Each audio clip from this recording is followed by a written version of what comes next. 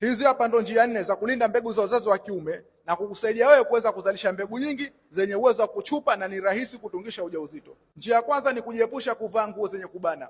Mwanaume, hakikisha unaepuka uvaaji wa boxer zenye kubana, jinsi wakati wa jua kali, lakini pia epuka nguo zozote ambazo zinaweza kusababisha wewe kubana korodani zako, kwa sababu korodani ndio kiwanda cha uzazi kwa mwanaume na hizi ndio kinachohusika na uzalishaji wa mbegu za kiume. Ikiwa utavaa nguo za kubana, inaweza kusababisha wewe kushindwa kuzalisha mbegu za kutosha. Lakini njia ya pili ni kukagua korodani zako mara kwa mara. Kumbuka, hichi ndio kiwanda cha uzazi wa mwanaume, na kama ni kiwanda, basi hakikisha kinakuwa katika hali nzuri. Madhumuni ya kukagua kiwanda hichi ni kuhakikisha kama kutakuwa kuna uvimbe au kuna upele wote ambao sio wa kawaida, na ikiwa kutakuwa kuna uvimbe, basi unapaswa kuchukulia hatua, kwa sababu uvimbe ule una uwezo wa kuzuia mbegu zisiweze kupita uzuri na mwisho wa siku ikasababisha wewe kushindwa kutungisha ujauzito. Lakini njia ya tatu ni kutumia maji ya baridi au maji yenye uvuguvugu.